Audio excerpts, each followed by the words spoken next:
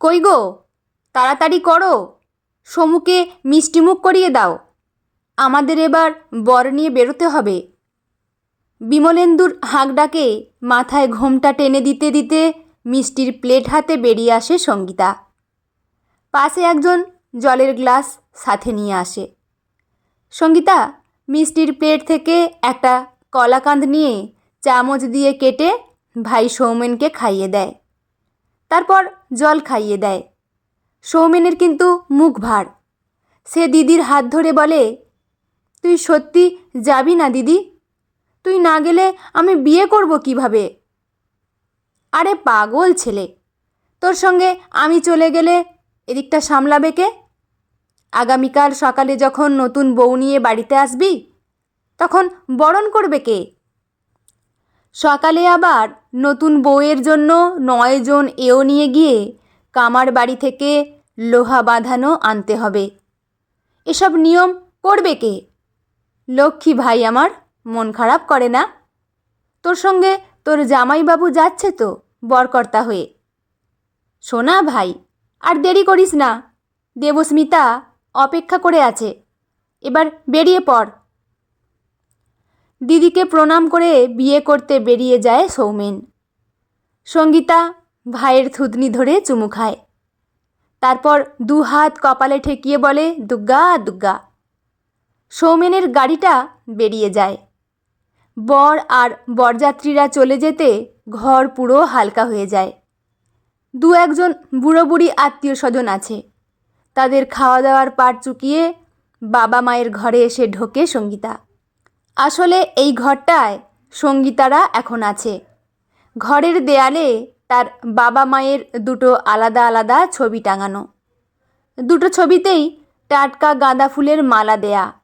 পাশে ছোট ছোট কতগুলো অনেক দিনের ধুলোমলিন পারিবারিক ছবি টাঙানো, যেখানে সঙ্গীতা আর সৌমেনের বাল্যকালের কিছু মুহূর্ত জীবন্ত হয়ে আছে। বাবা মায়ের ছবির সামনে গিয়ে দাঁড়ায় সঙ্গীতা। দেখো মা, তোমাকে দেয়া কথা আমি রেখেছি। আমি ভাইয়ের হাত ছাড়িনি। হাজার টানা পড়েনেও আমি ভাইকে নিজের সাথে রেখেছি। আজ ভাই বড় হয়েছে, মানুষ হয়েছে। আগামীকাল সে তার জীবন সঙ্গিনীকে নিয়ে এই বাড়িতে প্রবেশ করবে। এবার আমার ছুটি মা। ওদের দুজনকে সুখী দেখে আমিও সুখে থাকব। তুমি ওদের দুজনকে আশীর্বাদ করবে মা। ভাই যেন মিতাকে নিয়ে সুখী হয়। বাবা মায়ের ছবিকে প্রণাম করে বিছানার উপর বসে সঙ্গীতা। আজ তার বড্ড পুরানো কথা মনে পড়ছে। এখন আর বিয়ে বাড়ির ব্যস্ততা নেই, চারিদিকে সব শান্ত। সঙ্গীতা ড্রেসিং টেবিলটা খুলে তার ভিতর থেকে পুরানো পারিবারিক অ্যালবামগুলো বের করে। তার আর ভাইয়ের ছোটবেলার অজস্র ছবি এখানে রাখা আছে। সৌমেন তার বাবা মায়ের একটু বেশি বয়সের সন্তান। সঙ্গীতা সে বছর মাধ্যমিক পরীক্ষা দেবে। তখন সে জানতে পারে তার ভাই হবে। প্রথম প্রথম সে তো লজ্জায় মরে গিয়েছিল। বাবা মায়ের সঙ্গে দীর্ঘদিন কথাবার্তা বলেনি। যখন সে 11-এ পড়ে তখন তার ভাই সৌমেন হয়। তার বাবা মাকে নিয়ে, ভাইকে নিয়ে বন্ধুদের সে কি হাসি ঠাট্টা ইয়ার্কি। তার কিশোরী মনে এর বিশ্রী প্রভাব ফেলে। প্রথমে তো ভাইকে দেখলেই রেগে উঠত সঙ্গীতা। ভাইকে একদম সহ্য করতে পারত না। তার সব সময় মনে হতো ভাই হয়েছে বলেই বাবা মায়ের থেকে সে দূরে সরে গেছে। বাবা মা তাকে আর ভালোবাসে না, গুরুত্ব দেয় না। কিন্তু এর বাস্তব ছিল সম্পূর্ণ উল্টো। সঙ্গীতার মা মীনা দেবী মেয়েকে অনেক বুঝিয়েছিলেন, এভাবে ভাবে না সোনা, আমরা তোমাদের দুজনকেই ভালোবাসি। এটা একদিন তুমি বুঝতে পারবে। তোমার ভাই একটা ছোট্ট প্রাণ, একে তুমি কিভাবে হিংসা করতে পারো? এটা ভালো না সোনা। তুমি বড় দিদি, তোমাকেই মায়ের দায়িত্ব পালন করতে হবে। বাবা অশোকবাবু মেয়ের ঢাল হয়ে দাঁড়িয়েছিল সেদিন। আমাদের সঙ্গীতা খুব ভালো মনের মেয়ে মীনা, দেখবে এমন একদিন আসবে যেদিন সঙ্গীতা সৌমেনের আর এক মা হয়ে উঠবে। তুমি শুধু ওকে একটু টাইম দাও। ম্যাজিকটা অবশ্য কিছুদিনের মধ্যেই ঘটেছিল। সঙ্গীতা ছোট্ট দুধের ভাইয়ের থেকে বেশি দিন মুখ ফিরিয়ে থাকতে পারেনি। সঙ্গীতাকে খুব তাড়াতাড়ি সৌমেনের মায়ের জায়গাটা নিতে হয়েছিল। বেশি বয়সে সন্তান ধারণের পর থেকে বিভিন্ন রকম শারীরিক সমস্যায় ভুগতেন মীনা দেবী। হঠাৎ তো একবার প্রচণ্ড রকম বাড়াবাড়ি হলো। কী যে নার্ভের সমস্যা শুরু হলো, কোনো ডাক্তার ঠিকমতো রোগের চিকিৎসা করতে পারল না। হাত পাগুলো বেঁকে যেতে লাগলো। নিজের পায়ে দাঁড়াতে পারতেন না মীনা দেবী। অসহায়ের মতো বিছানায় পড়ে পড়ে ছেলে মেয়ে আর স্বামীকে দেখতেন, আর তার চোখ দিয়ে নদীর মতো জল বয়ে যেত। এই সময় কিশোরী সঙ্গীতা সংসারের হাল ধরে। পড়াশোনার পাশাপাশি ভাইয়ের সম্পূর্ণ দায়িত্ব তার উপর এসে পড়ে। ভাইকে স্নান করানো, খাওয়ানো, ভাইয়ের পোশাক পরিচ্ছদ কাচা, ভাইয়ের রোগ জ্বালায় রাত জেগে সেবা করা, ডাক্তার দেখানো, টিকা দেয়ানো, সব কিছু সঙ্গীতাকে করতে হয়। অশোকবাবু মীনা দেবীর চিকিৎসার জন্য তাকে উড়িষ্যার এইমসে নিয়ে যান। একরত্তি ভাইকে নিয়ে পিসির সঙ্গে সঙ্গীতা বাড়িতে রয়ে যায়। যাওয়ার সময় মীনা দেবী মেয়েকে নিজের মাথায় হাত রেখে কথা দেয়া করান। আমাকে কথা দে সঙ্গীতা, ভাইকে তুই সারা জীবন এভাবেই আগলে রাখবি, কোনো অবস্থাতেই ওর হাত ছেড়ে দিবি না। তুই কথা দিলে আমি একটু নিশ্চিন্ত হই মা। কাঁদতে কাঁদতে 18 বছরের সঙ্গীতা মাকে কথা দিয়েছিল, ভাইয়ের সাথে আমি আছি মা, ভাইকে আমি ছাড়ব না। ছোট্ট সৌমেনও দিদিকে আঁকড়ে ধরেছিল। মায়ের অসুস্থতার কারণে সৌমেনের প্রকৃত মা হয়ে উঠেছিল দিদি সঙ্গীতা। সৌমেন দিদি অন্তঃপ্রাণ ছিল। দিদি যা বলতো সৌমেন বিনা প্রশ্নে তাই করত। মীনা দেবী যতদিন শয্যাগত হয়ে বেঁচেছিলেন, শুয়ে শুয়ে দেখতেন সঙ্গীতা নিপুণ হাতে তার সংসারটাকে সামলে রেখেছে। এর বছর 5 পরে মীনা দেবীর মৃত্যু ঘটে। বাবা ভাইকে নিয়ে সঙ্গীতার সংসার ও পড়াশোনা দুটোই কোনো রকমে চলতে থাকে। পড়াশোনায় ভালো হওয়া সত্ত্বেও আশানুরূপ রেজাল্ট হয়নি সঙ্গীতার। তবুও সে বাংলায় MA পাস করে। এরপর একটা বাস্তব সমস্যা তাদের সামনে এসে উপস্থিত হয়। সঙ্গীতার বিয়ের জন্য সম্বন্ধ দেখতে আরম্ভ করেন অশোকবাবু। বাবা ও ভাইয়ের চিন্তায় বিচলিত হয়ে ওঠে সঙ্গীতা। আমি চলে গেলে তোমাদের কে দেখবে বাবা? ভাইকে কে দেখবে? তুমি তো সারাদিন অফিসে থাকবে, ভাই একা কিভাবে বাড়িতে থাকবে? সে আমাদের যা হোক করে চলবে, কিন্তু তোকে তো এভাবে বিয়ে না দিয়ে আর রাখতে পারি না মা, বিয়ে তো দিতেই হবে। কিছুদিন দেখাশোনার পর বিমলেন্দুর সঙ্গে সঙ্গীতার বিয়ে ঠিক হয়। সৌমেন তখন ক্লাস 6-এ পড়ে। দিদির বিয়ে শুনে প্রচণ্ড রকম মন খারাপ হয়ে যায় সৌমেনের। দিদিকে ধরে উচ্চস্বরে কাঁদতে থাকে, দিদি তুই আমাকে ছেড়ে যাস না, তোকে ছাড়া আমি থাকবো কিভাবে? কিন্তু বাস্তব বড় কঠোর। ফাল্গুনের এক শুভ সন্ধ্যায় বিমলেন্দুর সঙ্গে সঙ্গীতার বিয়ে হয়ে যায়। পরের দিন সকালে সঙ্গীতার বিদায়ের সময় ভাই দিদি দুজন দুজনকে জড়িয়ে প্রচণ্ড রকম কাঁদতে থাকে। দিদি তুই কেন চলে যাচ্ছিস? জামাইবাবুকে নিয়ে এখানেই থাক না, আমরা সবাই একসাথে থাকব।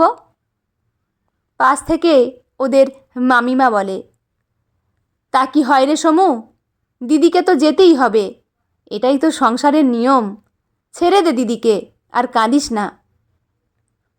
তাহলে দিদি আমাকে নিয়ে চলুক, আমি দিদির সাথে যাব। আজ তোমার দিদিকে নিয়ে যাই শালাবাবু, পরের বার এসে তোমাকে সাথে করে নিয়ে যাব। নতুন জামাইবাবু তাকে ইয়ার্কি করে বলে। শ্বশুর বাড়িতে গিয়েও শান্ত থাকতে পারে না সঙ্গীতা। বাবার চিন্তায়, বিশেষ করে ছোট ভাইয়ের চিন্তায় তার ঘুম আসে না। মনটা সব সময় বাপের বাড়ির দিকে পড়ে থাকে। প্রথম প্রথম বিমলেন্দু সদ্য বিবাহিত স্ত্রীর মন রাখার জন্য সপ্তাহে একবার তাকে বাপের বাড়ি নিয়ে যেত। কিন্তু পরে পরে সেও বিরক্ত হয়ে পড়ে। সবটাই তোমার যেন বেশি বেশি। সব মেয়েরাই বাপের ঘর ছেড়ে শ্বশুর বাড়িতে আসে, কিন্তু তোমার মতো সবসময় কেউ মন খারাপ করে থাকে না। বিমলেন্দুকে কিভাবে বোঝায় সঙ্গীতা? ছোট ভাই সমু তো তার শুধু ভাই নয়, তার সন্তানের মতো। কিন্তু তার মনের এই অনুভূতি শ্বশুর বাড়ির লোকেরা বোঝে না। শ্বশুর শাশুড়ির কথা সহ্য করে স্বামীর বিরাগভাজন হয়েও সে বাপের বাড়িতে ছুটে আসে। এখানকার অগোছালো সংসার দেখে তার কান্না পায়। ভাই, তুই কি ঘরদোর একটু গুছিয়ে রাখতে পারিস না? নিজে ভাত বেড়ে খেতে পারিস না? বাবাকে বলে তোকে হোস্টেলে পাঠিয়ে দিতে হবে দেখছি, তাহলে যদি তুই কিছু কাজ শিখিস। এরপর থেকে ফোনে দিদির নির্দেশ মতো সব কাজ করার চেষ্টা করে সৌমেন। এভাবেই বছর 2 পেরিয়ে যায়। ততদিনে সঙ্গীতার প্রমোশন হয়েছে, সে মা হয়েছে, তার কোলে পুত্র সন্তান এসেছে। হঠাৎ একদিন খবর আসে অফিসের মধ্যে অশোকবাবু অসুস্থ হয়ে পড়েছেন। তাকে স্থানীয় হাসপাতালে ভর্তি করা হয়েছে। বিমলেন্দুর সঙ্গে পরিমরি করে হাসপাতালে ছোটে সঙ্গীতা। গিয়ে দেখে সব শেষ হয়ে গেছে। ম্যাসিভ হার্ট অ্যাটাকে অশোকবাবু এই পৃথিবী ছেড়ে চলে গেছেন। এবার পুরো একা হয়ে পড়ে সৌমেন। অশোকবাবুর পারলৌকিক কাজের পর সৌমেনকে কেন্দ্র করে একটা বাস্তব সমস্যার সৃষ্টি হয়। এবার সৌমেন থাকবে কোথায়? সঙ্গীতা বিমলেন্দুর কাছে জেদ করে বসে, ভাইকে আমার সাথে নিয়ে যাব, ভাই আমাদের সাথে থাকবে। কিন্তু বিমলেন্দুর বাবা মা এই ব্যবস্থায় রাজি হয় না। তারা নিজের ছেলেকে বলে, তোর শালাকে হোস্টেলে ভর্তি করে দে বিমল, তোর শ্বশুর তো চাকরি করত, ওর নিশ্চয়ই মোটা টাকা জমা আছে, সেখানকার সব টাকা ভাই ও দিদির নামে দুভাগে ভাগ করে সৌমেনকে হোস্টেলে ভর্তি করে দে। জমা টাকার সুদে সৌমেন পড়াশোনা করবে, আর ছুটি ছাটায় দিদির বাড়িতে আসবে। শ্বশুর শাশুড়ির এই ব্যবস্থায় বেঁকে বসে সঙ্গীতা। বিমলেন্দুর সঙ্গে তার বেশ ঝগড়া হয়।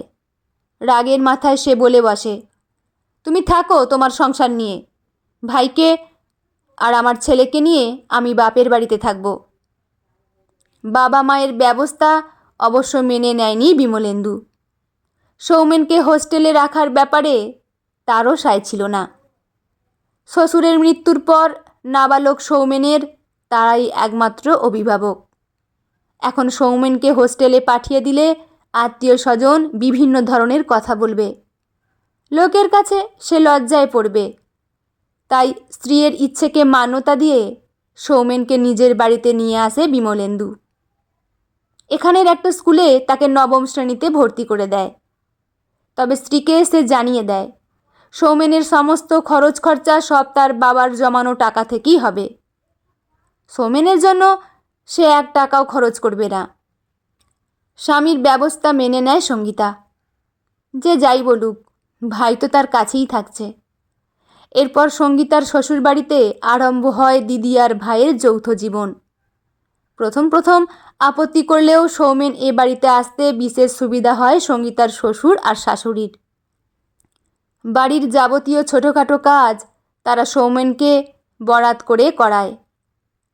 সপ্তাহের রেশন তুলে আনা, যখন তখন দোকানে যাওয়া, জামা কাপড় ইস্ত্রি করতে দিয়ে আসা, নিয়ে আসা, ওষুধ দোকানে যাওয়া, সবজি আনতে পাঠানো, সব তারা সৌমেনকে দিয়ে করায়। এতে প্রচণ্ড পরিমাণে বিরক্ত হয় সঙ্গীতা। শ্বশুর শাশুড়ির উপর বিশেষ কিছু বলতে পারে না, কিন্তু আড়ালে ভাইকে বকে, হাঁদা কোথাকার, ওরা বরাত করলে তুই সব সময় শুনবি কেন? মুখে তো বলতে পারিস পড়াশোনা করছি। সবার সব কথা শোনার দরকার নেই, নিজের পড়াশোনাটা ভালোভাবে কর, তোকে নিজের পায়ে দাঁড়াতে হবে। দিদির বকুনি শুনলেও জীবনের বাস্তবটা বুঝতে শিখেছে সৌমেন।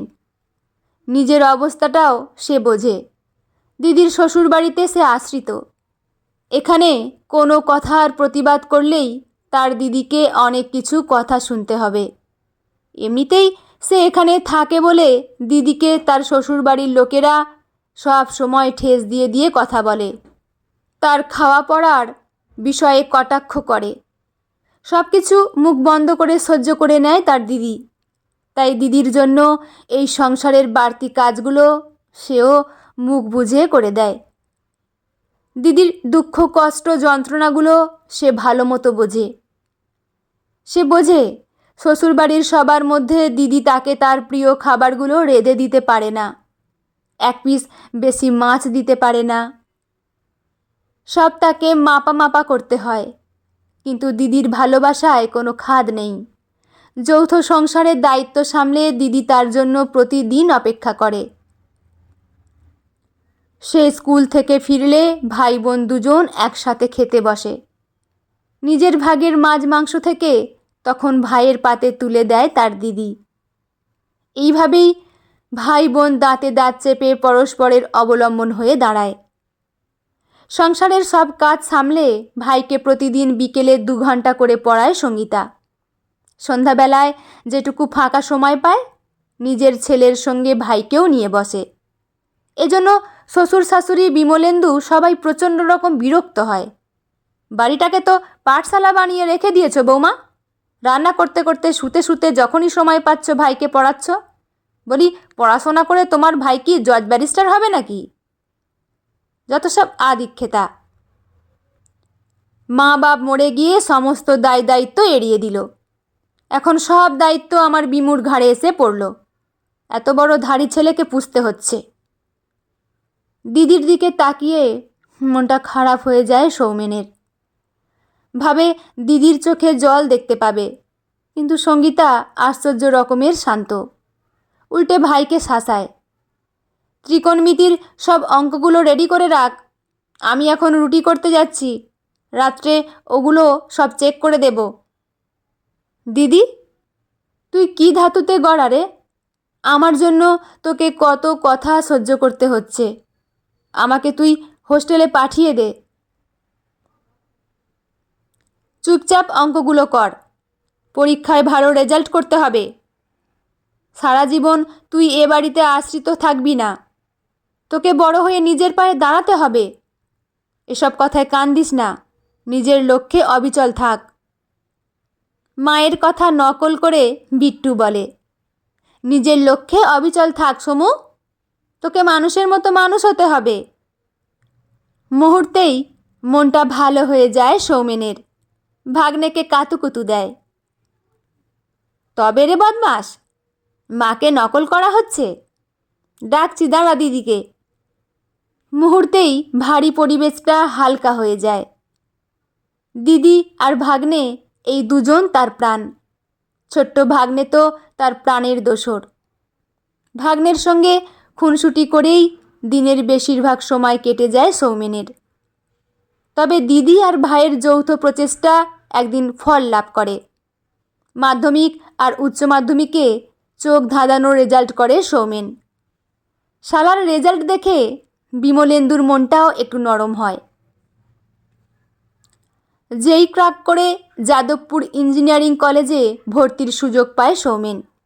সেখানে ইঞ্জিনিয়ারিং কমপ্লিট করে ক্যাম্পাসিংয়ে পুনের একটা নামী কোম্পানিতে সে চাকরি পেয়ে যায়।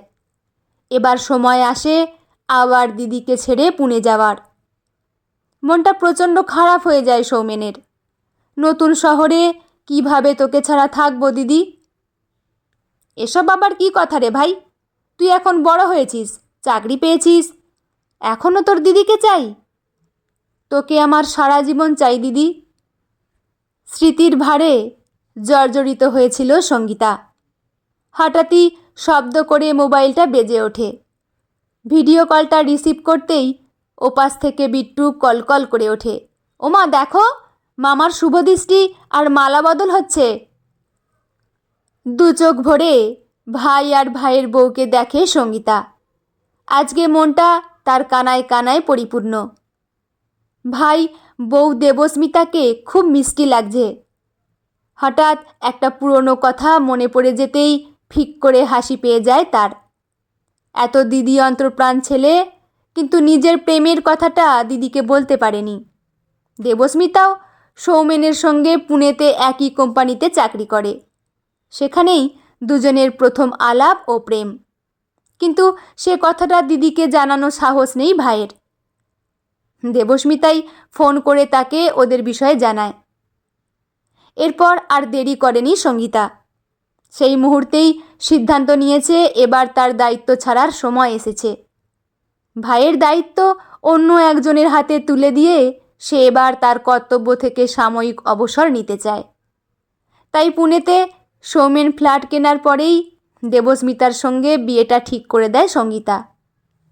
আজ সেই ভাইয়ের বিয়ে হচ্ছে। মুঠোফোনের এপাশেই সিঁদুরদানের অনুষ্ঠান দেখে সঙ্গীতা। এবার সে বধূবরণের প্রস্তুতি নেয়। এক্ষুনি ভাই নতুন বউকে নিয়ে বাড়ির উঠানে এসে দাঁড়াবে।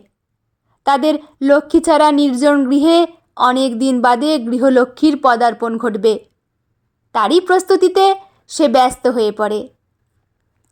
বন্ধুরা, গল্পটি এখানেই সমাপ্ত। গল্পটি আপনাদের কেমন লাগলো অবশ্যই কমেন্ট করে জানাবেন। লেখা মিঠু রায় চক্রবর্তী, পাঠে আমি রিমি। দেখা হচ্ছে পরের কোনো গল্প নিয়ে। ভালো থাকবেন সবাই। ধন্যবাদ।